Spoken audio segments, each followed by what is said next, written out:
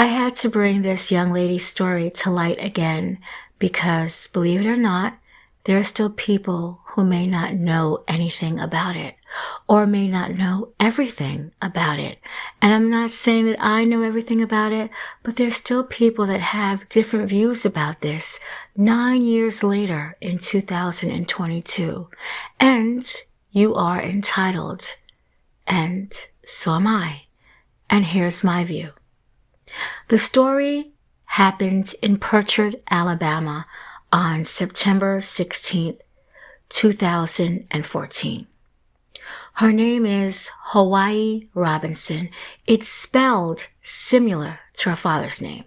I guess you could say his namesake, but pronounced differently. Cool idea. Her parents had broken up for whatever reason some time ago, but her father, Hiawayi Robinson Jr., remained in his daughter's life the way it's supposed to be. The parents kept it cordial.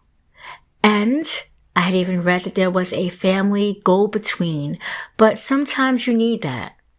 You do what you have to do because everyone loves the child. Hiawayi's a smart girl. She's described as a little diva who loved doing the social media challenges, who had a thing for Hello Kitty, being a princess, and I'm going to add, emulating her older sister. I hadn't read that anywhere about the sister, but I do have my suspicions. Hiawayi resided at the St. Stephen Wood Apartments. She lived there with her maternal grandmother, Brenda Populus, her mother, Yosha Populus, and her older sister, Janiyah Miller. There are a lot of others in Hiawayi's family. She had a good-sized family. So, the story starts on September 16th, around 3:45 p.m. It was a week before her birthday, and she was turning 9 years old, and I'm sure the countdown was in her little head about what type of cake she wanted, birthday presents, the whole bit. On the 16th, it was a rainy day. It was raining off and on. She had just gotten off the school bus and returned home. She changed out of her damp uniform and put on her white Hello Kitty t-shirt and purple shorts. She normally would raid the refrigerator and watch TV, but her father had just called. They had actually stayed on the phone for 17 minutes. Her father said that he was going to give her an early birthday present of $150. Goodness.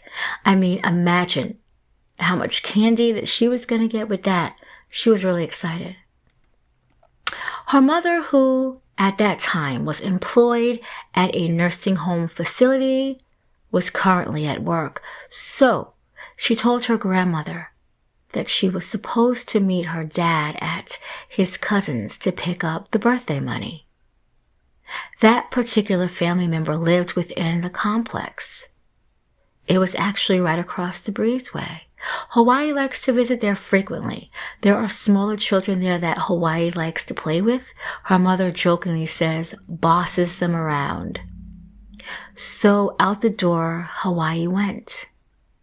Besides the rain, it had been a normal, warm day at the complex. Then it would change forever. Sometime later, Robinson had called. He told Hiawayi's grandmother that she had never came to the cousin's house to pick up the money. It was found out that the cousin wasn't even at home at that time. Robinson said that he would drive around the town and try to locate where his daughter was. Seconds turned to minutes and minutes turned to hours. Hiawayi still had made it home. Not even a phone call. Her grandmother worried, stomach in knots. Where was she?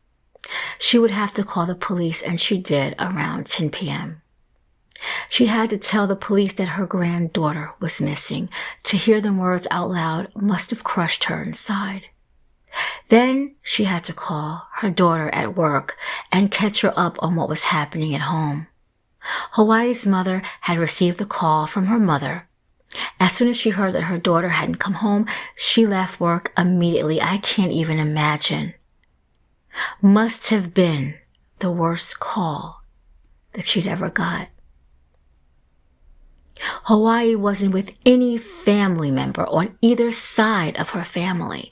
Did she run away? Had she been abducted? She just vanished. Where was this 8-year-old little girl? Word would spread quickly throughout the community and the surrounding cities about this missing child. He came immediately when he discovered that she was not, when we discovered she was missing. He's been canvassing the area. He's out now looking for her.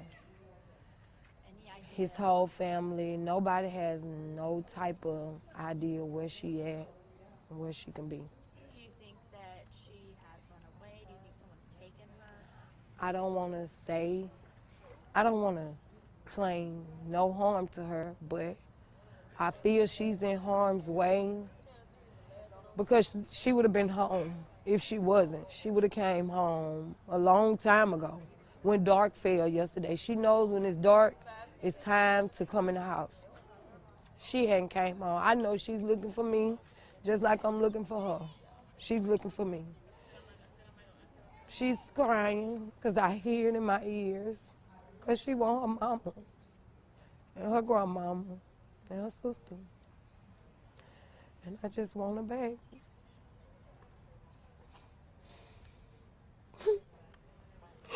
It's hard to believe. She tried to be strong, but how could she? Her baby was missing. A missing child alert had been issued by the Alabama Department of Public Safety. The surrounding local news outlets were setting up. The Percher Police, FBI, and Alabama Bureau of Investigations were all on the case. Hundreds of volunteers, family, friends showed up, even Class Kids Foundation, which is a foundation in memory of 12-year-old Polly Hannah Class, abducted from her bedroom in 1993 during a sleepover with several other girls in the home while her parents slept, only to be abducted, raped, and strangled to death. Her body was found 2 months later because the murderer tried to taunt this family. The family would use the memory of Polly and put together this organization to help defeat the crimes against children.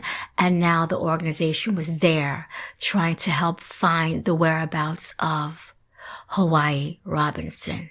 Missing flyers passed out if anyone had information about this missing girl. Hawaii's parents pleaded with anyone who knew the daughter's whereabouts or had their daughter to bring her back to them. 2 days later, on September 18th, Hiawayi would be found a mile away from her home, but not the way that the family wanted. Johnny Williams, a Pritchard City employee, and 2 other employees were there when they would be riding around, and Williams doing his normal task of making sure that the residents weren't still using the area on Rebel Road as an illegal dumping site to dump old refrigerators and washing machines when he stumbled upon the missing girl's body. He said it was bad. He said the little girl was naked. I've read other articles where she's described as barefoot, lying on dirt, rubble, and debris. Her Hello Kitty shirt pulled up, exposing her navel. Her underwear and shorts hung off the ankle of one leg.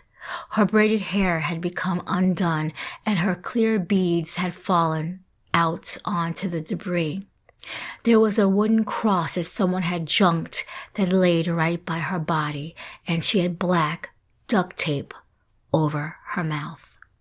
Who snatched her, sexually assaulted her, and dumped her like an old appliance, and left exposed for the world to see? William said he had felt sick. He thought he was about to vomit. The men were all very shaken up. They had watched her story on the news the night before. The other 2 Purchase employees started to cry. They'd never seen anything like this. Williams called the authorities. He refused to leave until Hiawayi was taken away from the dumping site. He was so overcome, he couldn't even return back to work the next day.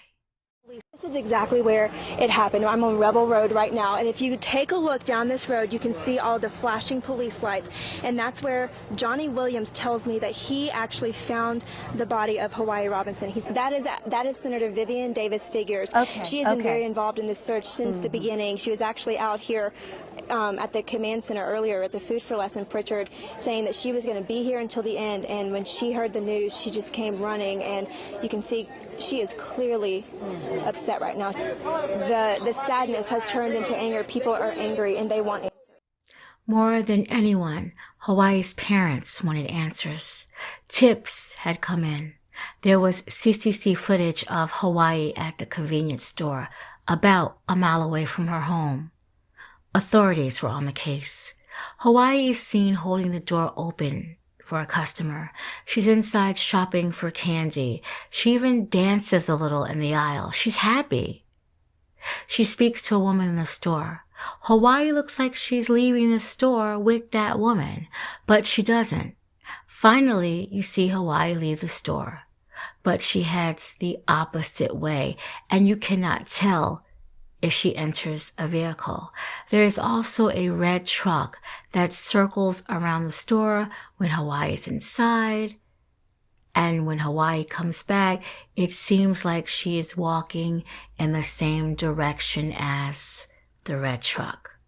Police would try to look for the lady that was speaking to Hiawayi, and the footage had even been shown on television.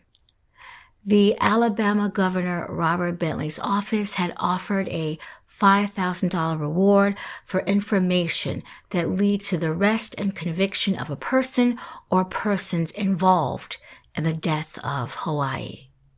The ugly dumping site had turned into a beautiful memorial shrine within the following hours of discovering Hiawayi's body. The 3rd grader, who would have turned 9 years old on September 24th, would celebrate her birthday in heaven.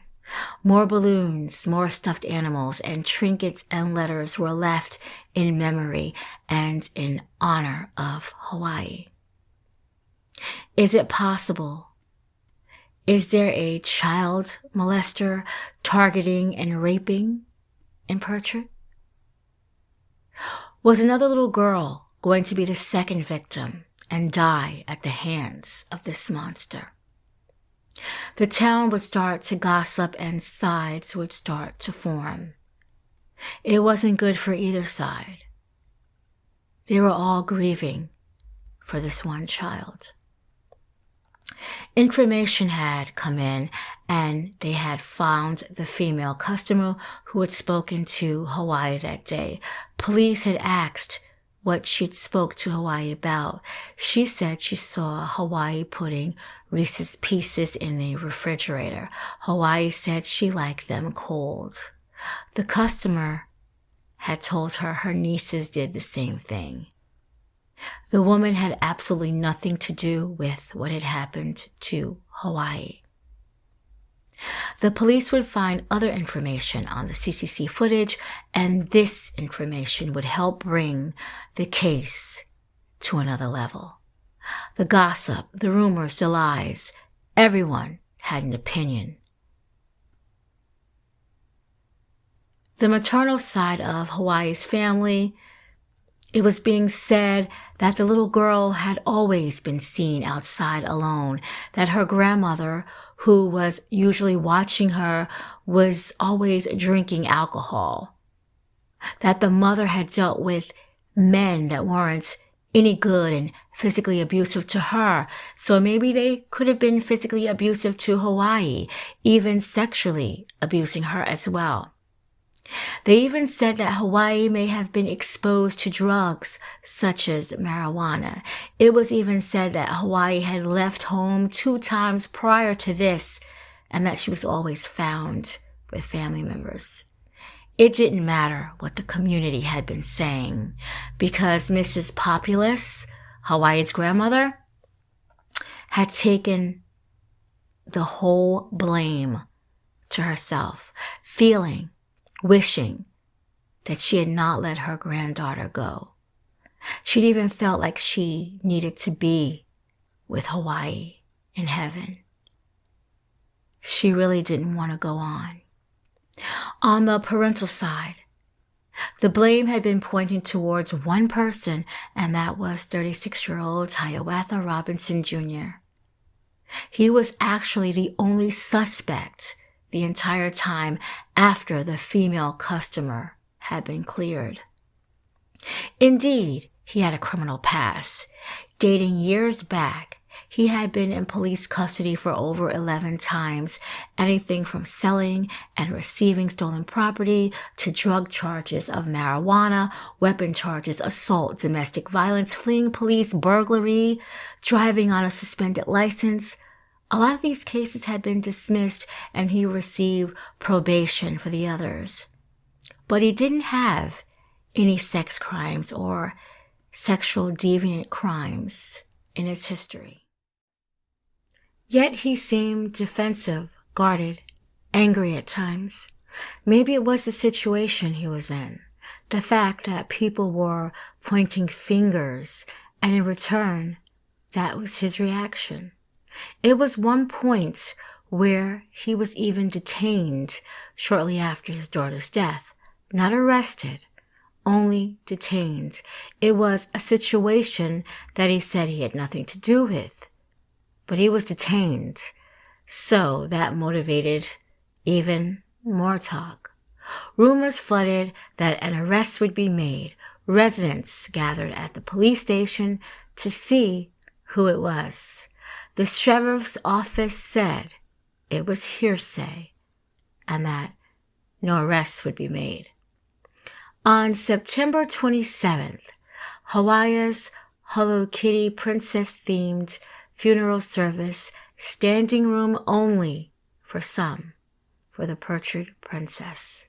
She was in all white with a silver tiara placed on her head while 3 doves sat in a cage by her. Thousands of people came to show how the little girl had touched their hearts. Family, friends, teachers, fellow students, even strangers that felt that they needed to be there and say goodbye, while a televised screen displayed pictures of the young girl's short 8-year life. A brother of Hawaii spoke and was visibly shaken. There was a deaf sign language interpreter, singing, lots of beautiful singing. It was an event for a princess. And the Sunlight District Auditorium was filled with lots of love and leopard print for the 8-year-old girl. Local 15's Jasmine Williams gets us started tonight. I can't explain, really. It's unbelievable. There are some things that just can't be explained. As the clouds lingered over the city of Pritchard, the community searched for the right words to say goodbye to the 8-year-old who brought so much life. From her dearest teachers to dozens of bus drivers, words simply weren't enough for Hiawayi Robinson's farewell. So instead, in song, with the violin and through a poem, thousands of people at the Sunlight Auditorium pieced together thoughts for the family at the little princess's funeral. I have also a little sister that I would hate to lose, and just to show my condolences to the family, like my prayers go out to them. Hawaii is dressed as a princess. This was something that was very special to her and her family. When we met with the family and talked with them, they would tell such wonderful stories. Your heart just ached, because in terms of the personality and the joy that this child brought to the world, it's going to be gone. But pulling back all the layers and streams of how she got there is sad. On October 2nd, mounds of what they called evidence was taken from the father's home. There was even search warrants executed for Robinson and his girlfriend's home, where they resided together. Even a warrant executed on her red Tahoe truck. So of course, when the media had gotten a hold of this information, more stories and gossip unfolded. It was even found she had a home surveillance system. The girlfriend willingly gave the footage to the FBI. Been sick, down and out, but trying to hold it all together. And if it weren't for my friends and my family or whatever behind me 100%, I don't know what'll be going on with me, you know. I get up in the morning, I break down and then cry. I just have to keep on with my day to keep myself going, you know. You know, with people saying what they gonna say or whatever, I care less about what a person say anyway. You know what I'm saying? They talk about everybody, so that's the whole thing about it. And then the point that I don't understand, they came and bust my door up, and I'm talking about they could have called me. They've been calling me. To open the house up for them and everything. All they had to do was get on the phone, call me or whatever. I would have opened that door up for them. They ain't had to come do what they did. You know what I'm saying? So I guess they had their own reason. You know? So you're saying you've been very cooperative throughout this whole thing? Yeah. Any question they asked me, I answered it. You know what I'm saying? Anything they wanted from me, I gave it to them. But I don't know why. I just want to know what the reason for them to come bust the door up like they did. Did they take anything that you're aware of? Not to my notice, you know what I'm saying? Well, I didn't look around or whatever, you know what I'm saying? I just got the search one that they left or whatever and put it in my pocket or whatever, you know? What did it say that they took? Did you even read it? I hadn't read it yet. I just took it and folded it up and put it in my pocket, you know? Do you want to address all these rumors that you're seeing on social media and everything? Yeah, stop all the lying. I'm talking about what you getting around here lying for and all this right here. It don't make sense. I'm talking about I'm hurt just as bad as everybody else hurt, you know? So all I wish they'd do is just stop all the lying and all the rumors that they got going around. I mean, you said you're just as hurt as everybody else, but you're probably more hurt than everybody else. This was your only daughter. Yeah, you know, it just times, you know, I'm talking about I miss all the good times that I had with her and everything, you know, but I just wish everybody just stop the lines and all the rumors that they got going around, you know. I got thousands of people standing behind me and everything, but you know. What are you gonna miss the most about your big girl? She was beautiful. She called me bald head. She called you bald headed? I hear she was quite the jokester. Oh yeah. When we got together, that's all we did. We had fun and janked and played around, you know. But I don't understand it though. Just the well as they putting, showing my house and everything on TV and everything. Ain't no telling who looking for me or anybody like that or whatever. I think that was wrong, you know, but I really they got their own reason, like I said. You know, the main question I wanted to ask them, why they didn't call me to ask them to open that door up for them when they had me, they called me not too long ago to open the door, and I would have came and opened the door for them. They ain't had to bust the door like that down. That's $500-600 worth of work that I got to put back into it now to try to fix my door. And you've been fixing this up for your mom? Yeah, I've been fixing it for the last couple of years for my mom. You know, been working on it, but I got a job, so I have to work on it at the time I get spare time and everything. You know. Have they come to your house before? Did they call when they came before? Yeah, they called me. They had me. They told me to meet them. They followed me, and I opened the door for them. Mm-hmm. They got my number just as well as just like everybody else. So I gotta keep the phone with me. When they call, I answer. Do you know if they took anything from Tasha's house? Nope. I doesn't know. I don't know nothing. I'm just right now. I'm just him. That's all I can say. And how are you planning to continue to cope with everything? I know you're some really great friends right now. If it wasn't for them, I don't know what I'd be doing. You know, I just wish everything to get back to normal. And people go ahead about their business, because I ain't out here bothering nobody. You know what I'm saying? I love my daughter just as well as everybody else loves her. And I even love her more, you know, but I reckon people got their own words to say out their own mouth, you know. Do you have any idea what happened to her? Any theories? No, but I sit around day by day just like everybody else, waiting on the question to come out. That's all I ask for, you know. So I'm just sitting around just like everybody else. I don't watch the news, so I can't say what's going on in the news or what they say on the news or whatever. So I hadn't watched the news in probably about 3 weeks. So I don't know what's going on in the news or what they say, you know. I talked to her probably about, might have been a couple of days ago. She said she was doing fine, you know what I'm saying? But I haven't called her. Well, I called her. She hadn't answered the phone yesterday when I called, so I hadn't called her no more since. 1 week later, Yosha Populous did agree to talk to the media. She could not speak of anything that was going on with the current case involving her daughters or any warrants that had been served through the police. On Rebel Road. I just want to show the love back that has been shown to me and my baby. That's all. Now Hawaii's mother, Yosha Populous, is displaying her love for the community in the only way she knows how, by donating roughly 1,500 teddy bears that were originally given to Hawaii to the Salvation Army. She would have tried to convince me that all them bears can fit in her room. On October 20th, to throw salt in the wound of Yosha, she was arrested for a probation violation. It was said that she filed a false claim on prior wages, which in turn gave her probation, also testing positive 3 times for marijuana and while pregnant, and not attending drug-ordered treatment appointments and court dates. Yosha's sister even came to her defense and said, quote, "My sister's pregnant.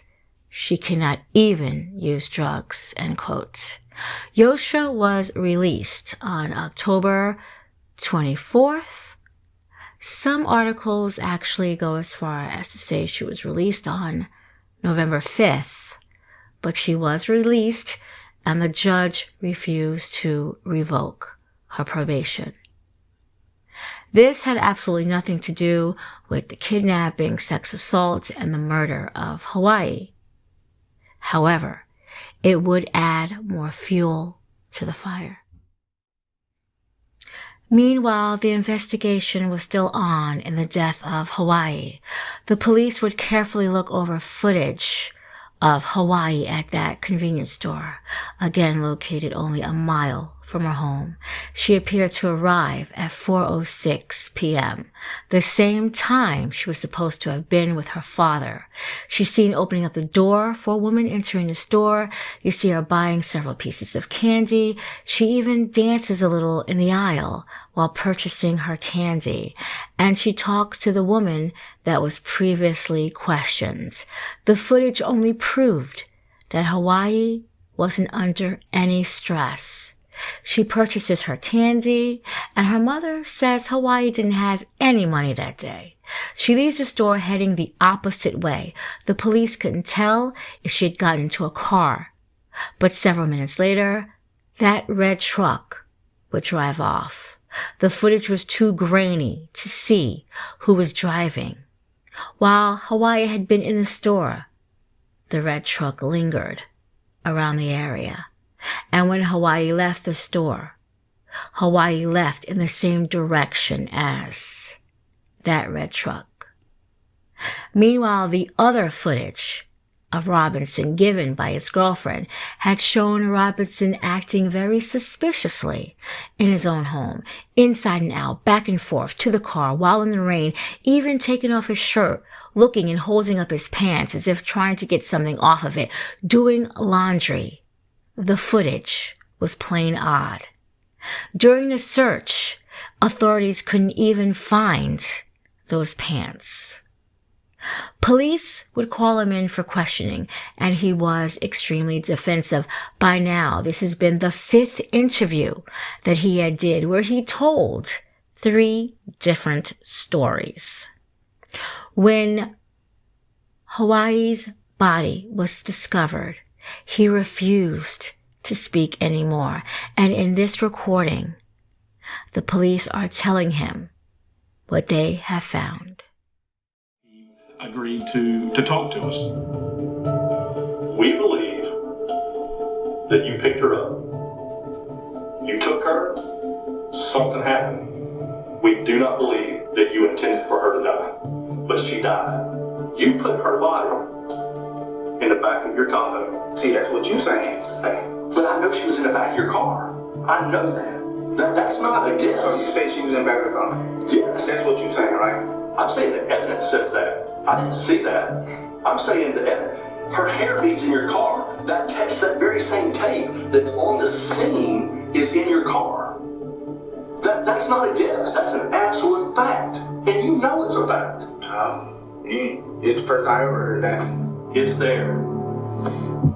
So, tell me what you saying. I'm saying you picked up your little girl. You took her. You sodomized her. And she died in the course of being sodomized. And then you panicked. Is you for real? That's exactly what I say happened. Is you for real? Yep. Is you dick for real? I'm very real. You making up stuff, man. You making up stuff. You sitting right here. You just sitting here and just in my face just telling me a lie. That's what you doing. And I'm telling you me a lie. Okay. What do you need for me to prove to you? I'm talking you got all the answers. You the one saying this stuff. There's a warrant for your arrest for murder. Okay. There's a warrant for your arrest for sodomy. Okay? Come on, man. You are going to go to jail today for those 2 charges. December 16, 2014, Robinson was arrested on the death of his daughter. He was being held on a $500,000 bail in Mobile County Metro Jail. Residents gathered at Hiawayi Robinson's Memorial Park on Rebel Road when her father was arrested. After 2 years, the trial would start. The trial took 10 days. One of those days, Robinson passed out in a holding cell next to the courthouse, but court resumed. Everything was put on the stand. The evidence from the car, which contained the beads, the duct tape. Even though Robinson said that his daughter was not with him. Even the DNA evidence that was found on her Hello Kitty shirt, some reports said it was semen of a man with a vasectomy. Robinson does not have a vasectomy. Her anal swab test was positive for semen, but it had been contaminated. Even reports that the DNA sample was inconclusive. The forensic didn't even need to be used. It was the CCC footage and the evidence that were being used to make this case a case. And it was overwhelming.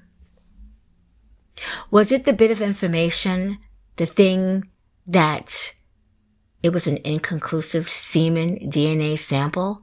Was that going to keep people believing that Robinson was an innocent man and that the semen belonged to another man? It was proven that the 8-year-old died during the sexual assault and that this was not her first time being sexually assaulted. The death was not done on purpose. The little girl suffocated to death during the time of the act. The defense would say things like there were other men around Hiawayi. Who knows who could have done this? The problem was, again, there weren't any suspects that were brought up other than the customer that had spoke to a chipper young girl dancing with candy in her hands. 70 witnesses would testify on both sides, letters after letters on behalf of Robinson addressed to the judge. Character witnesses would speak on the behalf of both sides. A longtime friend of Robinson's, wearing Hawaii's face and name on his t-shirt. He had known Robinson for over 23 years, and he said there was no way he committed this crime. He said, quote, "He's always been quiet, and I don't know if he's afraid to speak up for himself, but I'm standing with my brother," end quote. Many people felt like this. Hawaii's aunt, Terevia Populus, asked the judge to give Robinson the stiffest sentence possible. At one point during the trial, Judge Graddock said that Robinson had slightly grinned at him.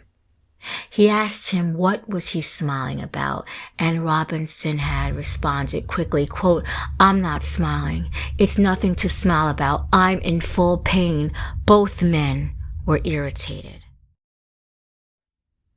Hiawayi Robinson Jr. was sentenced to 100 years in prison.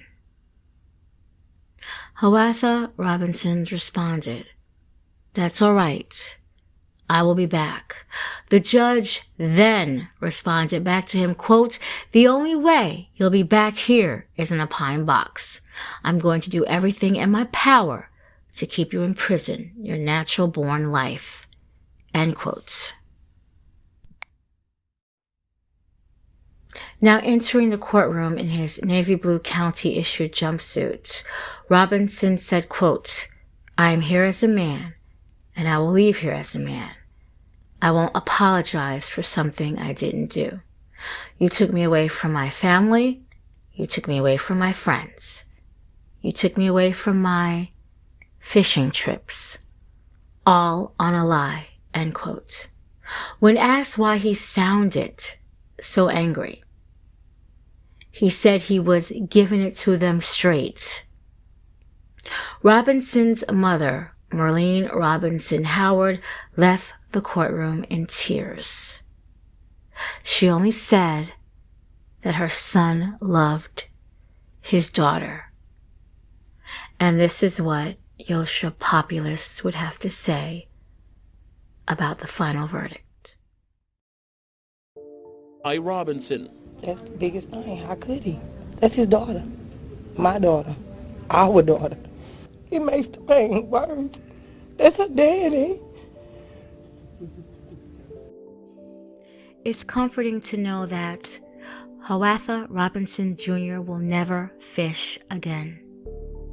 Hiawayi Robinson's Day in the city of Pritchard was declared on September 27th. There is a Hiawayi Robinson Memorial Park, a bridge, and even a court. The little girl has and truly will be remembered in that city. I'm sure her mother would give everything back to have a dancing and singing, chocolate-eating little girl by the name of Hiawayi back at her side again. She was just a few days from turning 9 years old, but she never got that opportunity to, because she was left on a pile of trash after a vicious sexual assault in the rain by the one man that was supposed to love and protect her like no other. Her older sister just wished that she would have said something. She said that they would have protected her. Hiawayi never got to be a big sister either, to the little sister that would be born soon after. Her grandmother, who was crushed, whose heart was broken, after finding out that Hiawayi was gone, she felt that it was all her fault. She would pass away in 2018 to join her granddaughter. My condolences to the Populus family. Rest in peace. My mama, Why would you do that? She's lying. I ain't got the full time. No! Julia! Me. And my auntie. Say wish me luck. Okay. Wish me luck,